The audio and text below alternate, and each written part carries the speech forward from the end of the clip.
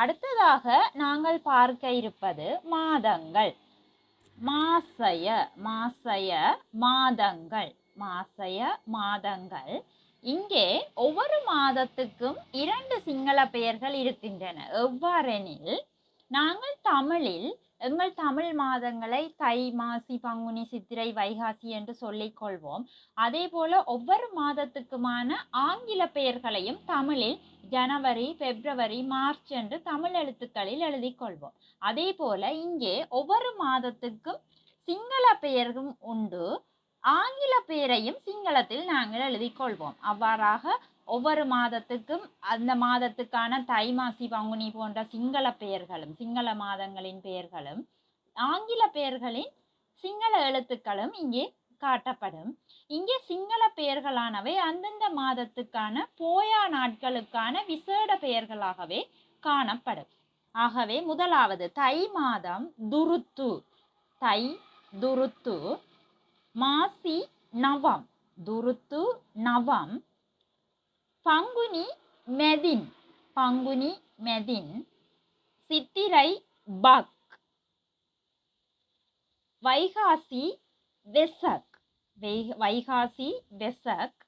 ஆனி பொசொன், ஆனி பொசொன். ஆடி மாதம் எசல, ஆடி எசல. ஆவணி நிக்கினி, ஆவணி நிக்கினி. புரட்டாதி பினர, புரட்டாதி பினர. ஐப்பசி வப், ஐப்பசி வப். கார்த்திகை இல், மார்கழி உந்துவப், கார்த்திகை இல், மார்கழி உந்துவப். ஆகவே திரும்ப ஒரு தடவை நாங்கள் பார்த்தால், துருத்து, நவம், மெதின், பக், வெசக், பொசொன், எசல, நிக்கினி, பினர, வப், இல், உந்துவப்.